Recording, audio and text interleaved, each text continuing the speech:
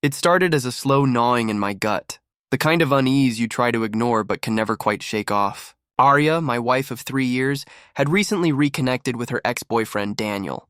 At first, I told myself it was harmless. They had been friends long before they dated, and maybe they just wanted to keep things platonic.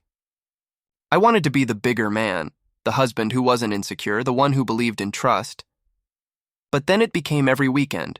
Friday nights, Saturday afternoons, Sunday brunches. If she wasn't with him, she was texting him, laughing at her phone like I wasn't even in the room. I tried to be patient, but the more time she spent with Daniel, the more distant she became with me. Conversations turned shallow, kisses became perfunctory, and her touch felt like it was always half a step away from pulling back. Finally, one Sunday night, I asked the question that had been eating at me. We were sitting on the couch, her phone lighting up every 2 minutes with another message from him. "Arya," I said carefully, "do you really think it's appropriate to spend every weekend with your ex?" She looked at me like I had just asked the dumbest question in the world. "We're friends. That's all." "Why are you making this into a big deal?" "Because you're my wife," I replied, my voice firmer now. "And it doesn't feel like I'm part of your weekends anymore."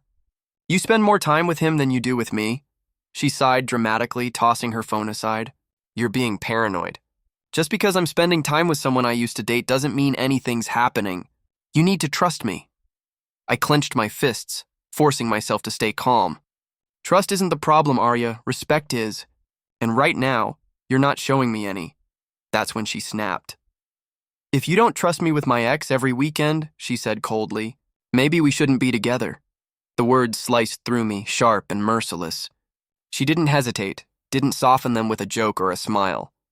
She said it like a dare, like my discomfort was the problem, not her choices. I stared at her for a long moment, my chest tightening with both anger and clarity. I realized then that this wasn't about trust. It was about priorities, and I wasn't hers anymore.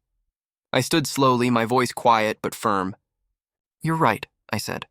"Maybe we shouldn't," her smirk faltered. "Wait, what?" I didn't answer. Instead, I walked into the bedroom, grabbed the suitcase I hadn't used in months, and started packing.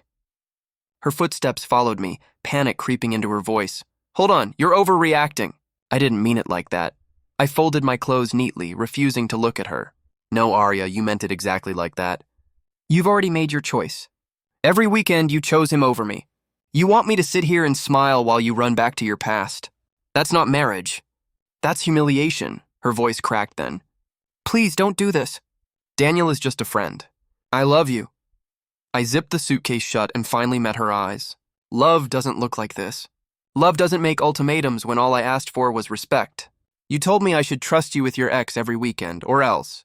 So I'm choosing else." She reached for my arm, tears streaming down her face now. "Please, I'll stop. I won't see him anymore. I'll block his number. Just don't leave," but the damage was already done. I had given her every chance, swallowed my pride week after week, hoping she would realize what she was risking. Instead, she threw my trust back in my face like it was an inconvenience. I pulled my arm away gently. "I wanted a wife, Arya, not a woman who keeps one foot in her past and dares me to accept it." "I hope he was worth it." Her sobs followed me out the door, but I didn't look back. The days after were strange. Painful, yes, but also liberating.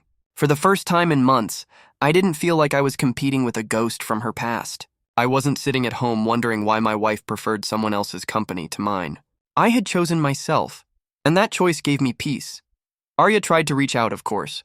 She called, texted, even showed up at my workplace once, begging for another chance. But each time I remembered her words. Maybe we shouldn't be together. And I remembered the clarity they had given me. Because if your wife can so casually threaten the foundation of your marriage just to defend another man's place in her life, she's already told you where her loyalty lies, and I refuse to share my marriage with her ex every weekend.